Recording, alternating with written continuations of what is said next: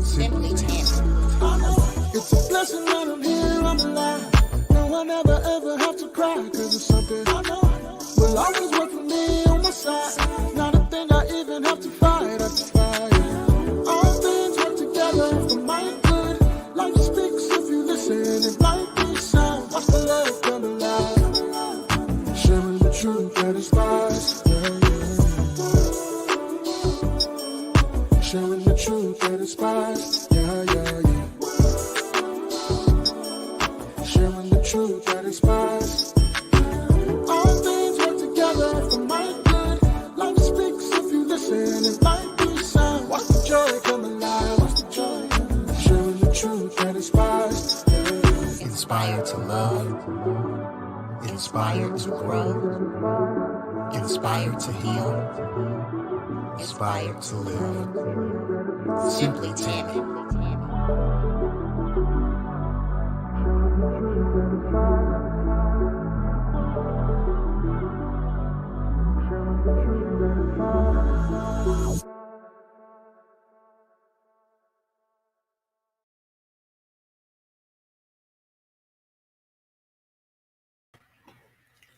Good evening, good evening, good evening. It is Simply Tammy, and I am excited to welcome you back for another edition of Women Who Win. If you are a regular, if you have joined me before, you know what to do. And it's scrolling across the bottom of the screen for those who may not know. First, I want you to either like or love the broadcast if you're watching us on Facebook. Then I want you to share it. Then jump in the comments and say hello to us. Because of the platform that we're on, we don't know who's watching us unless you jump in the comments and say hello. And we love to acknowledge our viewers. We love to interact with you. So please do that. Also, I would love for you to subscribe to my YouTube channel. And for those of you that are watching with me on YouTube, thank you for watching. Thank you for being consistent. Thank you for subscribing to the channel. Tell a friend to join us because I have an amazing guest with me tonight. So I am going to go ahead and prepare to read her bio and bring her on the screen without delay. So my guest tonight is none other than the amazing Schrendria Robinson. And her bio reads, wife, mother, mentor, entrepreneur, professional speaker. Schrendria Robinson is a highly sought after speaker, teacher, author, and an astute businesswoman. She received a Bachelor of Science degree from Clark Atlanta University. She also earned a Master of Public Health from the University of South Carolina and a Master of Divinity degree from Dickerson Green Theological Seminary at Allen University. Robinson serves as president of Clear Vision Seminars and Consulting, where she carries out many of her gifts and talents. Clear Vision specializes in professional development seminars, nonprofit management, board development and training, creating nonprofits, and team building. Annually, Robinson speaks to thousands of individuals locally and nationally, providing keynote addresses and presentations. Additionally, she serves at Benedict College as an adjunct professor and life skills instructor for the Upward Bound program. Robinson also gives leadership to Killingsworth Home, a transitional home for women in crisis. Robinson is the pastor at Mount Olive AME Church, an active member of Delta Sigma Theta Sorority Incorporated, and a board member for Richland County CASA Foundation. Schrendria Robinson is happily married to Marcus Robinson of Greenville, South Carolina.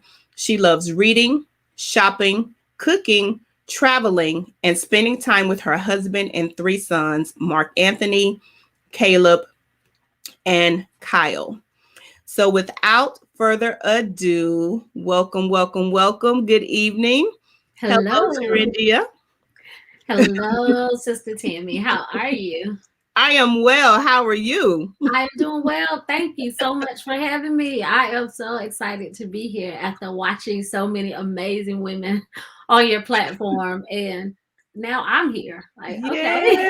Yes. Well, thank you first and foremost for saying yes. And I always like to give the viewers a little insight on how I know my guests, if there's someone that I have met personally. So as I was thinking back, I think my first meeting you was at one of these seminars you conducted, one of the nonprofit seminars in Columbia for, why can't I think of the place now? Sisters of Charity. Yes. Okay. And then I met you again, of course, at God's Girl for Real conference. You spoke at the one, I think it was 2018. So just have kind of met you in those circles over the years, and have seen how amazing you are up close and personal, have had the privilege of hearing you speak. So I'm extremely honored to have you grace this platform tonight. So again, thank you for saying yes. So, yes, ma'am. As I was reading your bio and kind of thinking about, where I wanted to start the interview, a lot of what you do speaks to you having a calling to teach, a calling to impart knowledge. So if you think back to when you were little Schrendria, was that the path you felt like you were always going to take? Where did you want to grow up and be a teacher? Girl, no. I did not. But I must say that I always had such amazing educators in my life. Okay. I grew up in a rural town, Norwood, Georgia. And when I think about and I describe my educational experience to someone one time when I was in seminary, that part is not important. But when I described my educational experience to him, one of the things that he said it reminded him of, it really reminded him of someone growing up and being in the schools in the segregated South. Now, I'm old, but I'm not that old.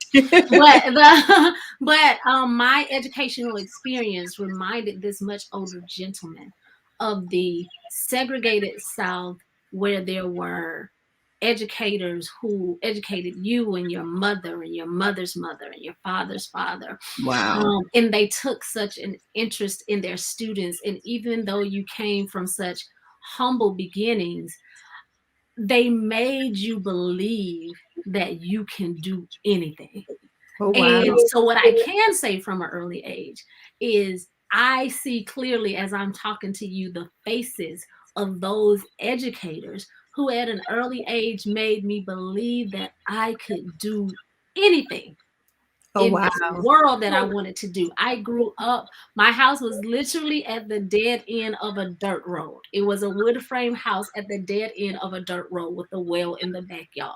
And I'm not that old. But I felt like I could do anything. Anything. And so that's the role that education has played on my life. And I think it's so important to have great educators, especially in this day and age when our children are facing so much. And so even though I never envisioned myself as an educator in a professional or public school setting, I know that because educators made me who I am, education is just in me.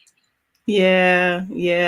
It's one of those things that I love when a person identifies, and sometimes we haven't even fully identified it, when we have a calling to teach, regardless of what career or space we find ourselves in, we definitely will end up teaching. Mm-hmm. So if education wasn't what you desire, what was little Schrendria dreaming of in that small town with big dreams? Oh my goodness, you're really going to do this. Okay, so now if anybody in my family is watching, they may expect me to say one answer, but little Schrendria always dreamed of being an actress. Really? Yes, she did. I really did. Needless to say, that bubble was burst at a very early age. Was there someone on TV that you looked at and was like, yeah, I got next, or like, where did that come from? No, I loved watching television. I don't even watch television now, but I loved just that thought of being able to just take a role. And I think it was driven more from stepping outside of your reality and walking into another place. So the thought of being an actress meant I could step out of my rural, impoverished community.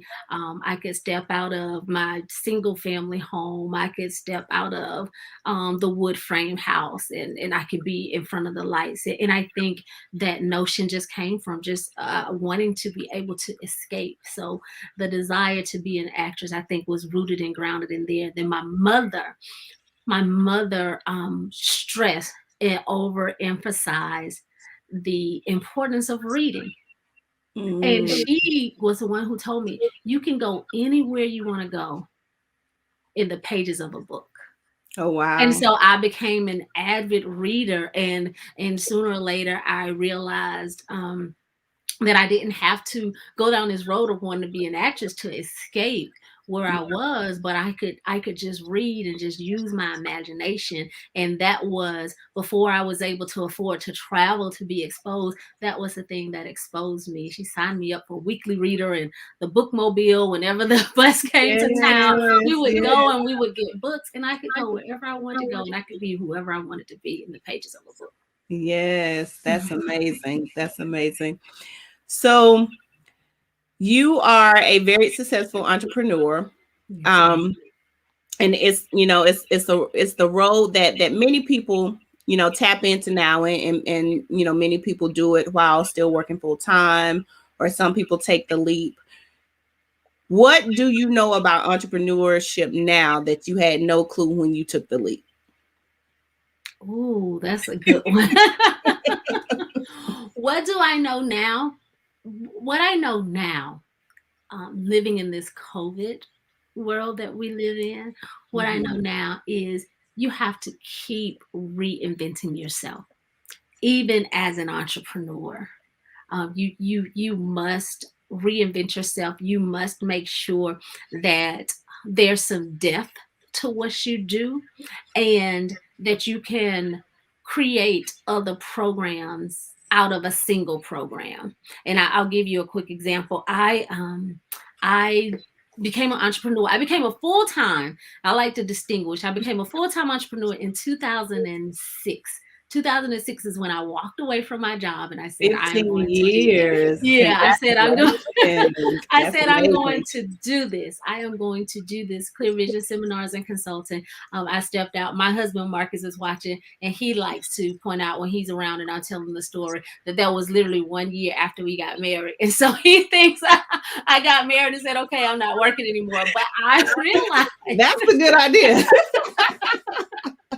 I realized, though, as an entrepreneur, I work harder than I've ever worked in my life, than I've ever worked for anyone else. So I just want to kill that misnomer of people who may be watching and want to be an entrepreneur and just think, I just want to be my own boss and do whatever I want to do.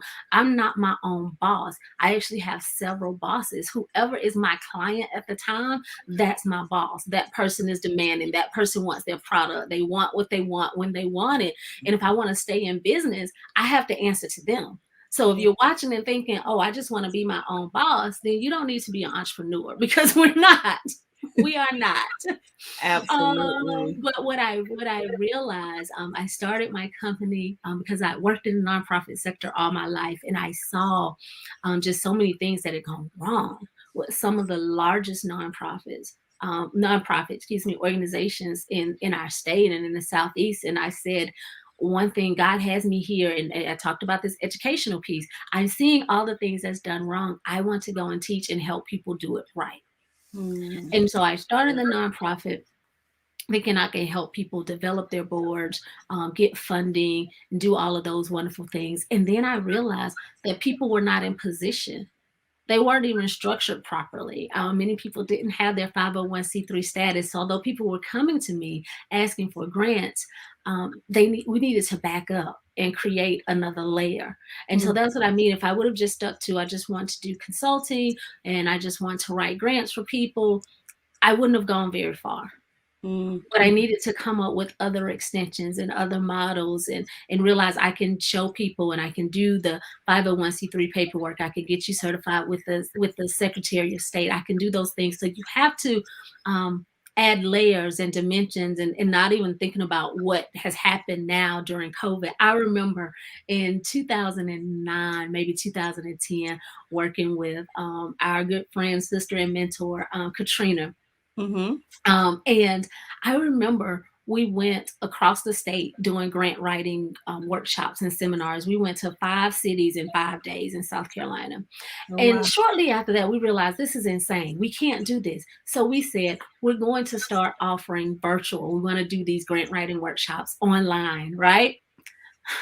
And resistance, some people bought into it, but I remember different organizations in different cities, Greenwood, Charleston, they would bring people to technology centers or to their local foundations, and everyone would watch me on a screen. So the workshop you came to, for example, imagine there would be 30 people in a room in some Mhm. town in South Carolina, and they would watch it, because the idea that all 30 of those individuals would be in their home participating in a grant writing workshop just didn't make sense. Why would we do that? And so now in Wow. this world, even just next week for a private organization, I'm doing their second grant writing workshop uh, virtually. Whereas people, think that these things have to happen face to face. And just in COVID, you have to be able to pivot, and you have to be able to adjust and adapt to times. And I never, I guess we were forerunners back then. We were ahead of our time trying to do Right. all of these online. I remember trying to do webinars and get people to engage years ago to take courses online with me. And now here we are. Everything. Look, without the option, right? Right, without option. Here we are. Here we are. So I never would have imagined, but here we are. So you said you started your entrepreneurship journey in 2006, a year after you got married. So Mhm. you've been married, what, 16 years? Mhm. So what challenges with being a newlywed and an entrepreneur at the same time? Well, that simply put, that was just insanity. I mean, because I married an entrepreneur. So I married an entrepreneur. And then I said, I want a taste of this as well. So from the very beginning, our household has just been so interesting. It's been so fun. It's been lots of fun. Being in a household like this. I think early on, we both learned, in order for us to be successful, we have to operate in systems. We have to have systems in order to make it work. And I think oftentimes, as solo entrepreneurs, new entrepreneurs, we think that we can just go out here and do what we're gifted to do, and that's it. But we have to have a system. So luckily, Mark is second generation entrepreneur. So his father was an entrepreneur and still works very closely with him. And so he still has that mentorship and that guidance. And I just get to glean from that and reap the benefits from that relationship. And just in my own relationship, of course, with my father-in-law. But we can't just think, I'm going to set up a business and that is it. We have to set up infrastructure. And so being married to someone like that and realizing if our household is going to thrive, we have to have systems in place, because we knew that we wanted to at least attempt to have a family. We thank God now that we're at that place. But most entrepreneurs don't come out the gate saying, what about short-term disability, long-term disability? What about life insurance? All making sure all of those pieces are in place when you're starting your business, or at least recognizing they're in place. You may not be able to get everything you want to get, but at least knowing that you need to get it. And so I knew that when I was on maternity leave, I knew that maternity leave would happen in 2006. I believed that would happen. And so I had to start planning then, although my son wasn't born until 2012. But I had to plan Wow. for that. I had to plan to not be the only one. What happens to my clients if I'm out for 3 months? What happens to my clients if I'm in the hospital? And so I wanted to make sure that there was infrastructure and there were systems in place so that the business could keep going, and it didn't solely rely on me.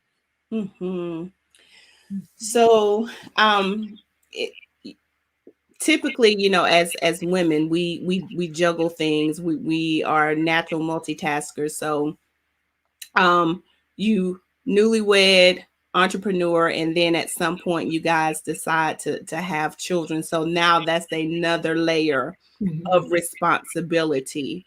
Mhm. So how again were you, was it because you had systems in place? Did motherhood flow naturally? Or what did you have to, was that another huge adjustment for you on top of the responsibilities you already had?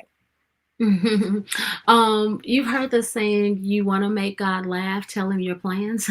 I'm a big planner. I love to plan. I'm a big planner. So, I had everything all planned out. And you've probably heard segments of this story before, but we got married in 2005, and I mentioned Mark was born in 2012. Well, that came unfortunately after a series of several bouts of infertility. There were 3 miscarriages, there were surgeries, there was a whole lot of heartache and pain while you're still running your business and still believing that this is God's will for your life. Mm-hmm.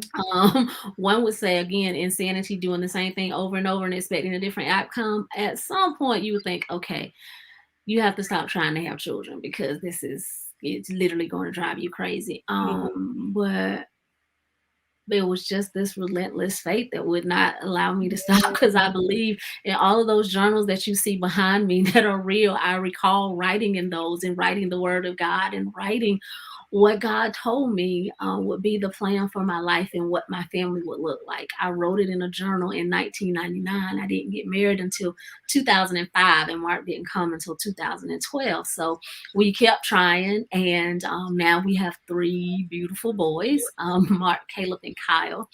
Caleb and Kyle are twins, and they are 7 years old, and Mark is 9. So it's very surreal. I don't take any of it for granted. I realize that a man and woman can come together, but only God can make a baby. And Oh, it's that's only beautiful. God, yeah, only God can make a baby, and only God can create that family structure that you're looking for. And Mhm. so, whether it had to be, for some people through adoption or some other mechanism, seek God on what your family will look like and follow God's plan and just be relentless about it. And so, I had that faith, and we didn't stop. Yeah. And now here we are.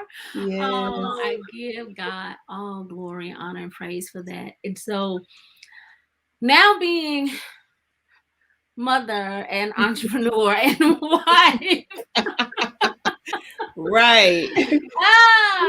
in the middle of a pandemic or all last year, our kids were virtual, and half of the year before that, they were virtual. And I don't know which one was more stressed, them being home or now they're being back in school. Mm. With the status changing daily. But our kids are very well rounded and very astute and understands the role and the mantle that their parents carry, Mm. and they understand that they carry a weight as well. Mm. Because if God has placed them as a part of this family, that God has a plan for their lives as well. Oh, And that's so we talk about business, and we talk about the plans, and we talk about what we do and how it's important um, for them to find their own way, but also to participate in the way they participate in what we're doing. Is like, now, just being quiet, stay in your bed and listen to the music while mommy does what she needs to do.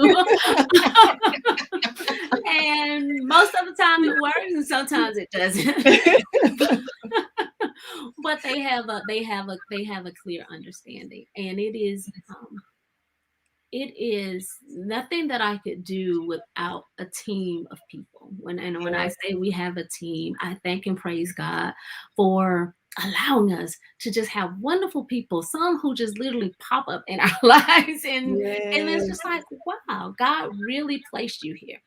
So Mhm. God places people around us who will help us facilitate and do this work that He's called us to do. Listen, I take every role every role that God has given me. One, I know that it is ordained by God. Mhm. I don't say yes to everything. contrary to some people may think so, because they're like, oh, you do so much, but I don't say yes to everything. And the things that I say yes to, I believe with everything in me that is what God has called me to do. And from motherhood to pastoring to leading a nonprofit organization. And I stand on the mantra that I will not drown obeying God. I heard pastors say that, and I just kind of held on to it, and it stuck with me ever since. When you think about the disciples and you think about Peter and how Jesus told Peter to come. He did. Jesus said, come on. Come on, preacher. Come on, Peter. And so everything that I'm doing, go preach my gospel, go teach at Benedict, go pastor this church, have children, get married. I believe that this is what God has called me to do. This is what God is telling me to do. And I am being obedient, and I will not drown doing what God has called me to do. So I walk. If it feels like some days I have to walk on water or do whatever, I know that God won't let me drown, because I'm simply obeying him. I'm simply following God's plan. I say all the time, my steps are ordered by God, and I won't stray from that. I ask him to order my steps, and I move according to God's will and God's plan for my life. Yes, that is, I needed to hear that. I will not drown obeying God. No, ma'am. No, ma'am. Absolutely. So I love when I have women on that are raising young Black men, and you have 3 handsome, talented Black men that you are raising in a society that does not seem that it's for them. So how has that adjusted the way you and your husband parent? I don't think that it has. I think what it's done, and so I don't call it adjustment, because again, let's go back to my village as a child.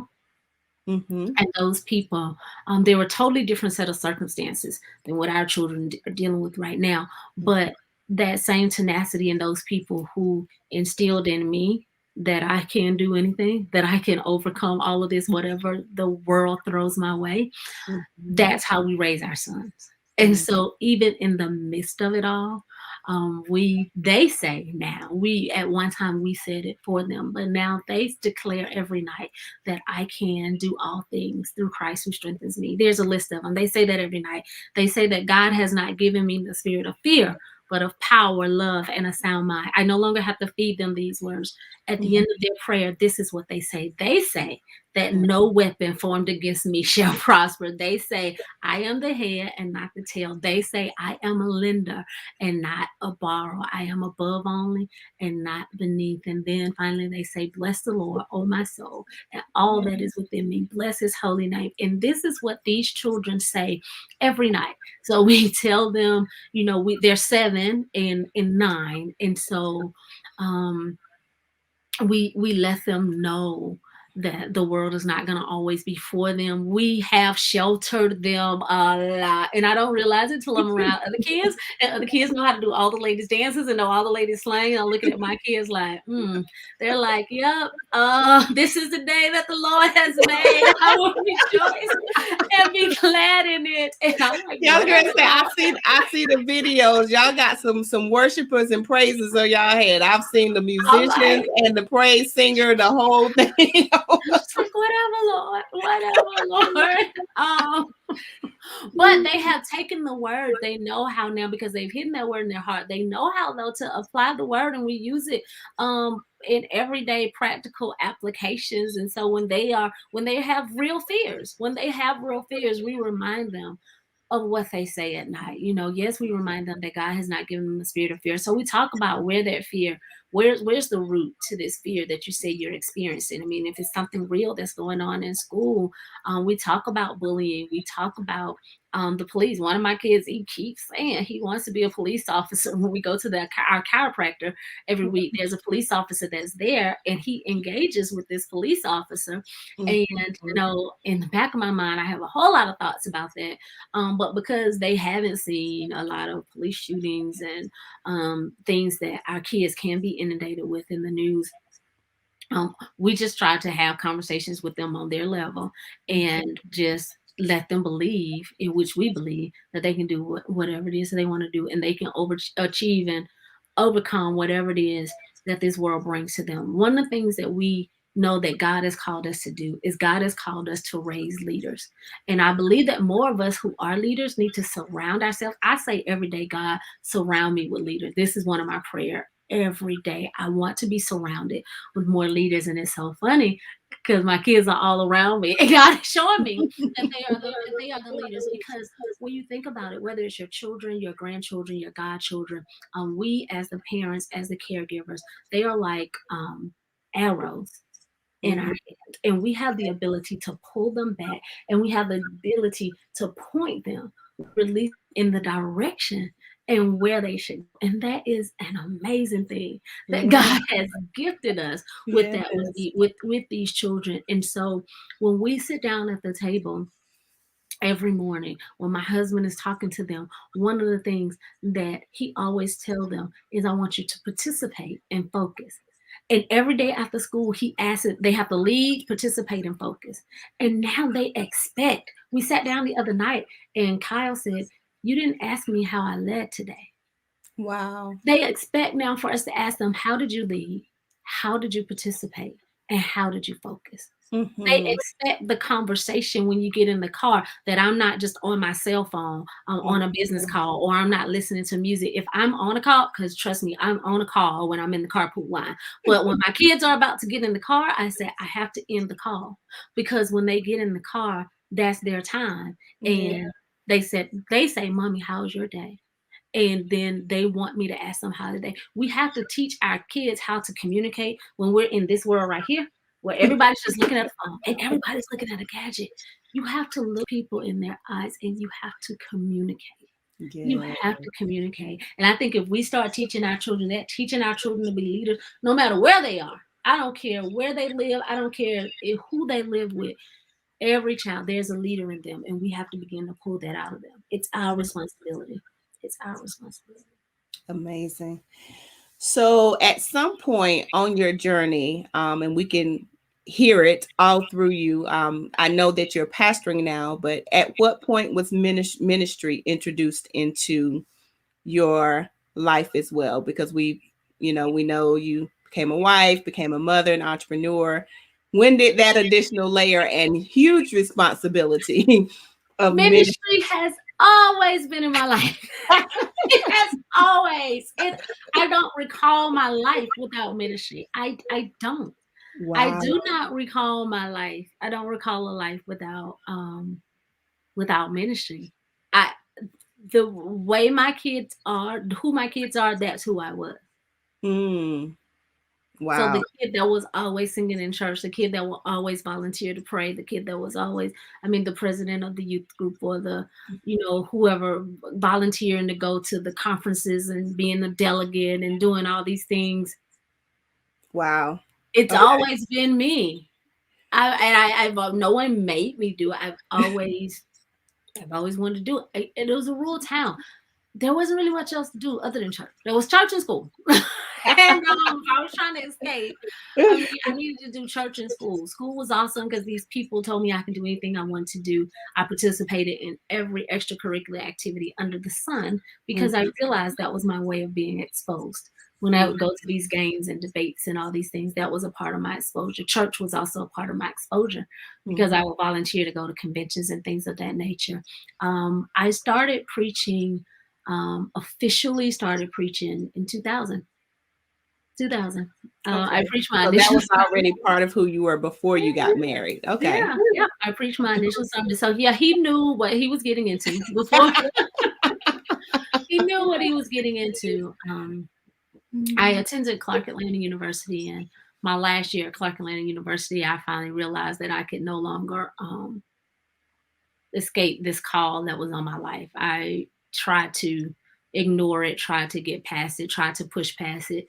And I knew that it was inevitable. I had my own plans, and I just knew that it would fail, that my life really was not my own. Oh, wow. It was not my own. It wasn't for me to dictate and pick and look in a book or look at television and decide what I wanted to do or who I wanted to be. It's not my choice. Wow. And so, whereas I really believed, I believed this wholeheartedly, and no one told me this, but I believed wholeheartedly as a senior in college that nothing that I put my hand to do would be successful until I yielded to God's will and God's way. Wow. That my plan would not matter if I did not yield to the master plan. But if I yield to the master's plan, that he would make my path plain, um, it would be straight, and I would live the life that I was intended to live, which would be the best life that I could live. A songwriter put it best, and I love this, but the safest place in the whole wide world is in Absolutely. the will of God. It's in Yes. the will of God. Yes. And I, Yes. I just needed to be in the will of God. And whatever that cost me, it cost me relationships, it Mhm. cost me friendships. But I am where I needed to be. So I accepted the call. Came to a new city. I left Atlanta and came to Columbia to pursue my master's degree in public health, to get a master's degree in public health. And I was in college. I grew up in an AME church, and so in college, I did whatever I wanted to do because I didn't want to do that anymore. And so I did whatever I wanted to do, and came to back to Columbia and thought, I'm not doing this anymore. I like what I was doing in college, but God led me to a church, Bethel AME Church, that had the same name of the church that I grew up in. I grew up in a rural Bethel AME Church, and He brought me to this big Bethel AME Church in Columbia, South Carolina. And I thought, oh my gosh, I can sit my little home church inside this building like 4 times. Oh, But wow. he brought me there, and he put me under a great leader at that time, and Ronnie Elijah Brailsford Sr., who is now bishop in the AME Church. And he put me under that leadership, and I grew and I blossomed, and I walked in the will of God and began to do what he wanted me to do. And in 2017, fast forward, Yes. 2017, we did what we said we would never do, and that was pastor a church. That was pastor a church. So And talk about that let me tell because you, let me tell you about it. For all the women who win that are watching, for all the women who win, because we had extensive marriage counseling, and I remember saying in our counseling session, and my husband agreed, and I said, we both acknowledge, and he was very supportive and said he support my calling and what I'm doing in markets has been wonderful and all that. And I thank God for that. But I was clear. I was like, God has not called me to pastor. And my pastor then, he just kind of laughed. So I was like, as if he knew. He said, okay, whatever you say. I said, I'm serious. I am not going to pastor. And we're just going to do this walk and do this dance and do what God has called us to be. I said, I'll be the greatest assistant to a pastor. I will be the best right hand any pastor could ever ask for, because he or she doesn't have to worry about me coveting what they have. I was like, I don't want it. I don't want it. absolutely. And so I believe that I was that. I believe that, that I was a great youth minister. I was a great assistant. I was a great, at all those things. And it came a point where you can either keep complaining about a problem or you can be a part of the solution. And so in 2017, after many complaints, after a place where a lot of people, if you be honest, and if there's anybody watching who can testify to this, sometimes people get fed up with church. And you're just ready to leave. What's the little boy say? I'm tired of this church. I'm sick of this church. I'm tired of this church. I'm tired of this church. And if we're honest, most of us, again, I'm not being pretentious when I say this, but I had literally done church all my life. And I was like, I'm tired of this church. I'm tired. I don't have to do this anymore. Me and Jesus will be all right. And so I was content. I was content with that. And I was ready to walk away from it all and just kind of support my husband, who is an awesome musician, and just support him and wherever he decided to go and play. And we would just do that. Mm-hmm. And then the challenge came. It's like you can leave or you can take this place and you can run with it and you can kind of make it your own and be creative and reach out to people who are like you, who are tired of this church as well, and be the change you want to see. Oh, wow. And so I didn't say yes. I didn't say yes. I did not say yes. And sometimes I hold to the fact that I didn't say yes. I went to my husband. I went to my husband because my way of escape was just like, yeah. Yeah, he gonna say no. He's gonna say no because all these years ago, when we were sitting in marriage counseling, you know, I said that we're not doing this. We're not doing this. And he was like, yeah, we're not doing that. And so I know that wasn't a plan that he had as well. And so I was willing. I said, if this is God and this is what God wants me to do, then God is going to speak this word through him. Because when I married him and him as the head of our household, I said then that I wasn't going to do this. So the only way I'm going to do this is if he's saying this is what we are going to do. Oh, wow. And I believe that God would honor that because God is a God of order. And God knew, you know, what we had said in those counseling sessions and knew that I said I wasn't doing this. And now it's me who, you know, changing the script, flipping the script, if you will. And so I went to him and we talked about it. And I said, I'm still not responding. And so my elder, she said, I'll talk to your husband. And so they talked to him and he said, yes. He said that he would support me wholeheartedly. I had his support. He said yes. And I was like, okay, God. So he gave the yes for you to become the pastor. Your yes is still floating. It's yeah. I'm like, okay, God. So yeah, I remind him like, this is us. We are doing this. We are doing this. So yeah, I thank God. He's been right there every step of the way, pushing me when I didn't want to go, and just right there, doing all the things that God told him to do in this process. So wow. So thinking about your journey, just all the things and all the layers that you've become over the years, and knowing that you, as you've said, you essentially have really walked with God the majority of your journey. Was there ever a time where there was a challenge so great that you thought, you know, okay, God, I must have missed you, or this isn't it, or I want to throw in the towel? Was there a time where you know, or even I would say maybe even question if God was still walking with you because of the way things were going?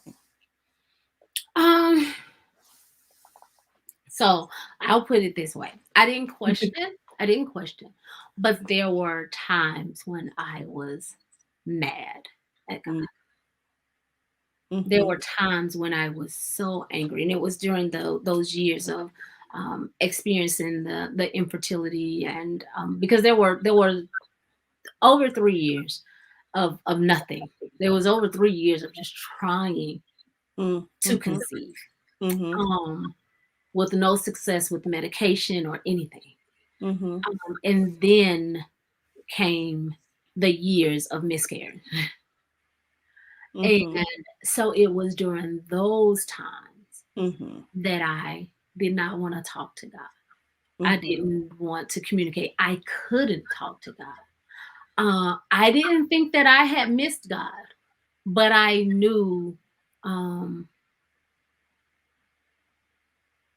no testimony.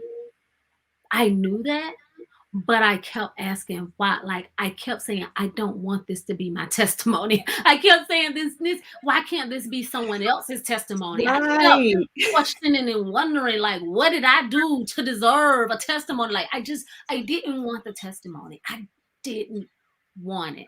I always believed that it was happening. That's the reason why I didn't stop.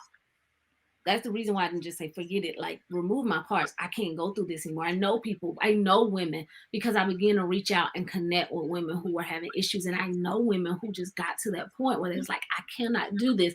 I know husbands who said, I am losing my wife. Like I cannot endure another pregnancy because with every miscarriage, I lose a piece of my wife. I mean, I sat and I watched people go through so much pain. around this thing that so many take for granted. Yeah. You Yeah. know, to be able to birth a child, it is a miracle. It really is a miracle, and it requires the hand of God.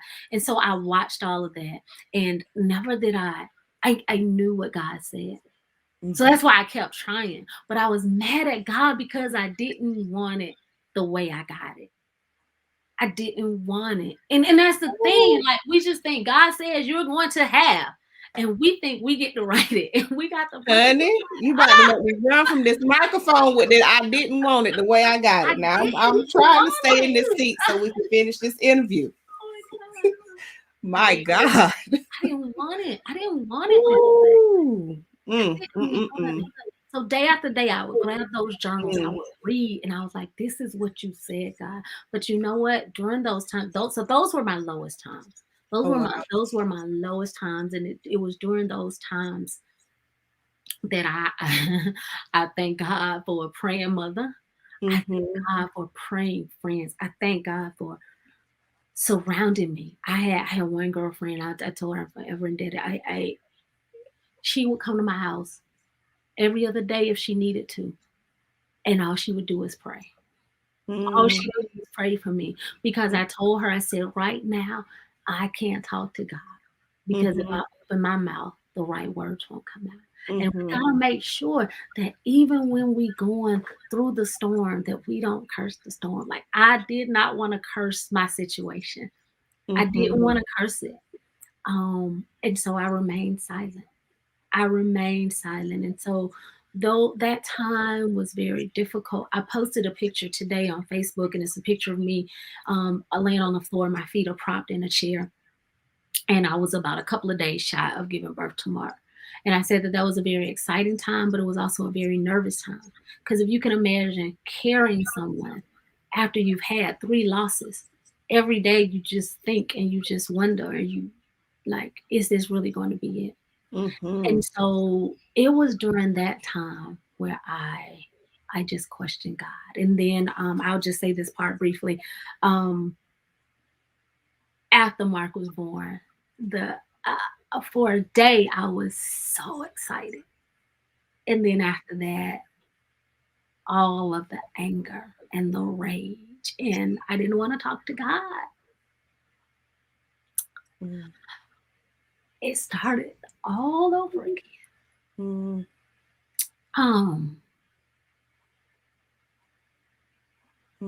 Yes, I never forget when the doctor walked in the room, and we were watching television, and Mark was laying on my chest, and he just turned off the television. The pediatrician sat on the bed, and he said, Mark has Down syndrome. And if I ever wanted to curse God, it was in that moment. Because I thought, how could you call me to ministry? Allow me to serve other people's children. Allow me to try my best to be the most amazing youth pastor that I could be. Bless and pray for and do all this with other people's children.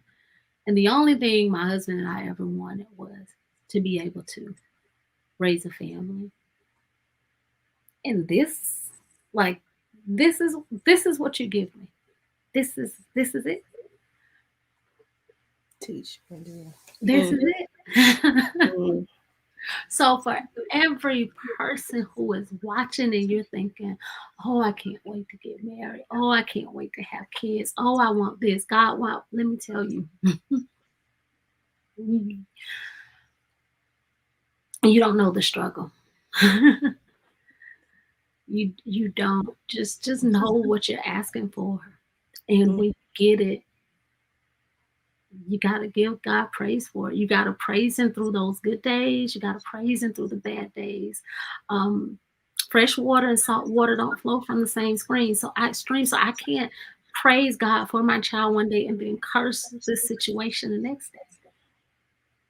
But it took a while because I am human. So yes, absolutely. It took a while to get to the place where honestly, where I can just say thank you, Lord. And when I look back over it now, I'm there's moments of guilt. Mm. There's Mm. moments of guilt because I was mad. I was in denial. Mm. I said that I remember when the doctor told me, I went in the bathroom and I pulled out my phone, and I should know who sings this song, but I pulled up the song I Shall Have What I Decree. Mm. Um I remember pulling up that song, and I remember Myron Butler speaking to Mm-hmm. the Speaking to the atmosphere. I atmosphere. shall have, Yeah. and so I began saying those words, I shall have what I decree. And I began talking about whatever it is, it belongs to me. I'm going to speak it into the atmosphere. I kept saying it. And so I kept holding Mark, and I kept saying, you're healthy, you're whole, you're fine, you're wonderful, you're amazing. And every day they told me they're going to do genetic testing. And the doctors knew, but I didn't know. There's no one in our family. No, I don't know anyone. I'd seen people on television with Down syndrome. I didn't know anyone. I didn't know Mm-hmm. anyone. And quite honestly, everyone I've seen on television, they were white people. I'd never seen a black person. Mm. Honestly, I had never. In my rural town that I grew up, my husband had never. I'd never Mm. seen a person with Down syndrome. Mm-hmm. And so they said, well, it's typical. His eyes are this way, his ears are this way. It's like, no, his eyes are like my eyes. His ears are like my ears. Everything. I had a rebuttal. So I said, get the testing, get the genetic testing. But I kept saying, I shall have what I decree. And I kept praying over him and praying over him and praying over him. The test results came back. And of course, he has Down syndrome. And God showed me in that moment, though, is from that moment you get over him and you kept saying, you will have what you decree. You have it. Well, I've talked to so many families and so many parents. Mark does not have any heart conditions, all of his respiratory, all of his systems in his body functions normally. He Yes. is just so high functioning. He's not a sickly child. He doesn't take medication. He doesn't. Yes. Yes. And I have so much compassion for all those who have to go through that struggle. I remember in that moment, I'm like, God, to say, you don't get it. What did I just say earlier? You don't get it the way you want it. You don't get it the way you want it. Like, this is my baby. I Yes. love my Mark. And, he's a constant reminder of God's delay is not God's deny. He is my rainbow baby. He's the developmental delay, the intellectual disability, all that stuff is ever present. But he will stand there. He will tell you every book in the Bible in order. He will give you the scripture. He will give you the Lord's Prayer. He will give you. And I just look at what God is doing in his life. In Yes. all the things that the world says that he can't learn and he can't do, and all the things that he is doing, in God's eye. And so I just thank God Yes. and I praise God for that. He centers us, our family. Mark centers us all. There's 5 of us, but Mm-hmm. Mark centers us.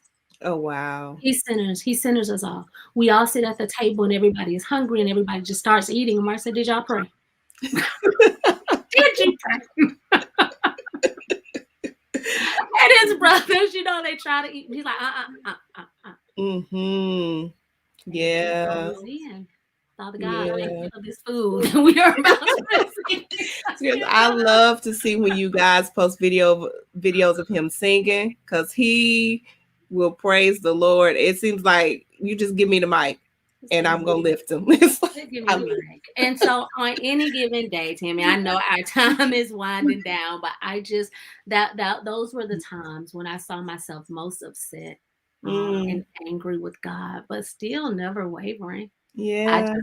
I've always had the crazy faith to believe that God will do just what he said he would do. So if I can encourage anybody that's watching, have that relationship with God, know when you hear the voice of God, and know that if you are clear and this is God speaking to you, then don't stop. Don't stop at anything. Don't stop until you see the manifestation of the Lord.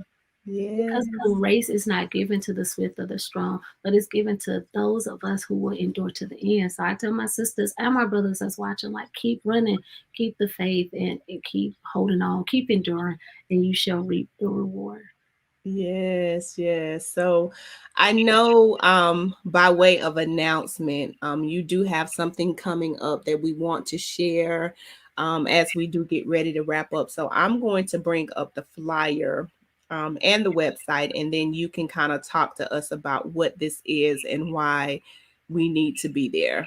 Thank you so much. I am so excited to be an ambassador for the Black Wealth Summit 2021. I have been with this Black Wealth Summit since its inception. This is our third, I want to say, third summit.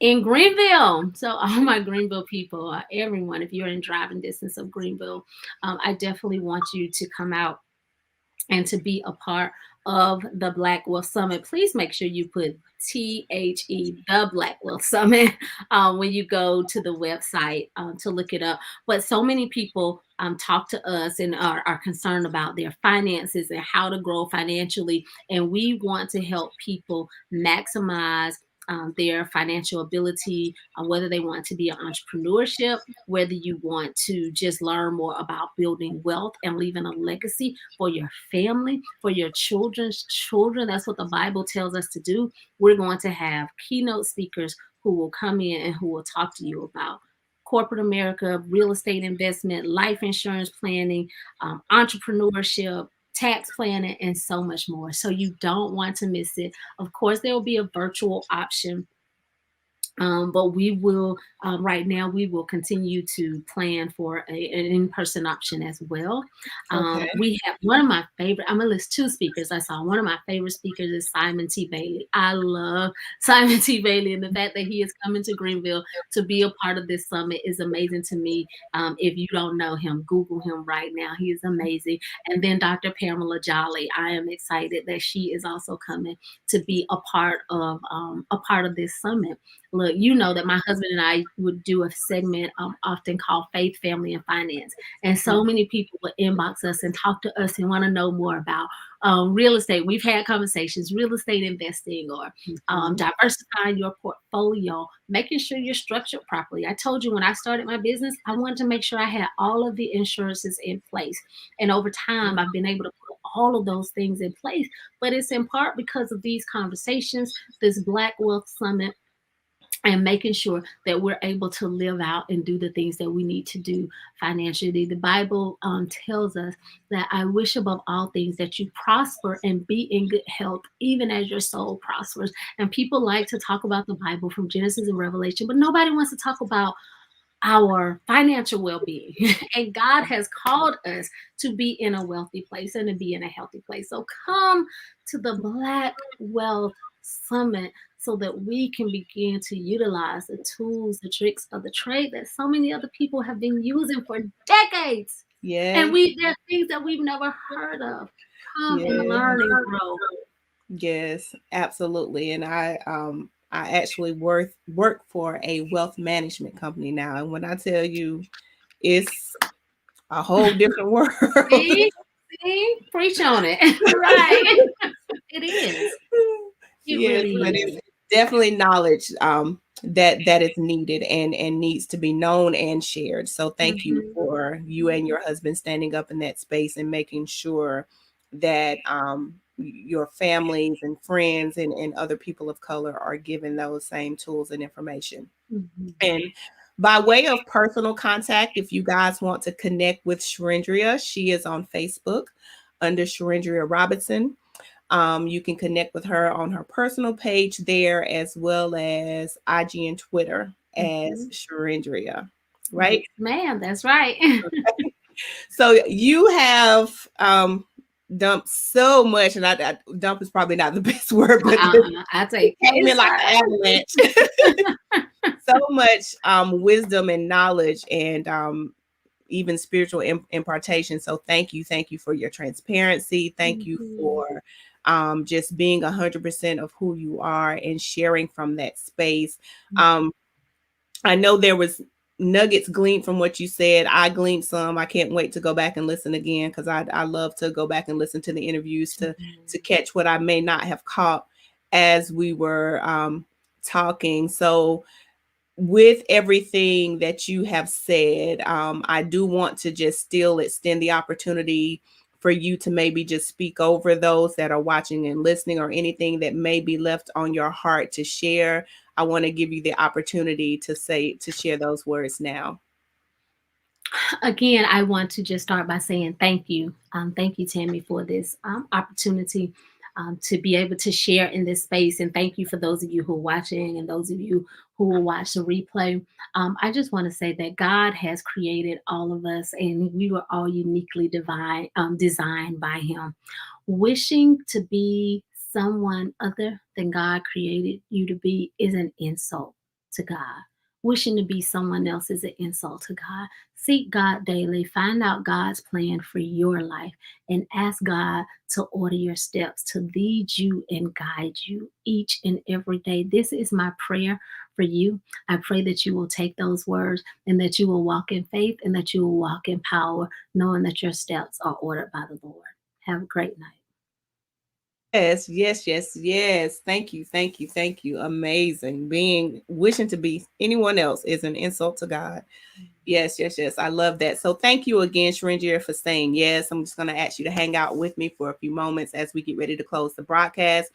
Thank you guys for watching. Thank you for those that jumped in the comments. If you will be watching in the replay, you can still comment, whether you're on Facebook or YouTube. We do get notifications when you comment, so we still like to know how this has been a blessing to you. And I know, as the first partaker, as the interviewer, it was a tremendous blessing to me. You said so much that I needed to hear, so thank you again. So we're going to say good night. I will be back next week with another guest, same day, same time. And as usual, you'll get the announcements. I do have a mailing list. I realized I hadn't been announcing that the last few weeks, but if you go to my website, simplytammy.com, you can actually join my mailing list. And I do send out an email prior to posting the information on social media. So if you are not that active on social media but want to know about the broadcast, who's going to be on it, I send their photo and their bio extensively out in email before the show. So you can join my mailing list to get that information. And I hope to see you guys back next week on this platform where we share truths that inspire. Have a great night. And thank you again for watching. Good night. Would you like to join us behind the scenes of Women Who Win? We're building a team of amazing thought leaders to grow with us. Please send an inquiry email to info@simplytammy.com for more information. If you enjoy the conversations on Women Who Win, let's connect beyond this space. Join us in the Our Common Thread community, where we are celebrating our stories and having deeper conversations. Visit simplytammy.com/connect to subscribe to the community.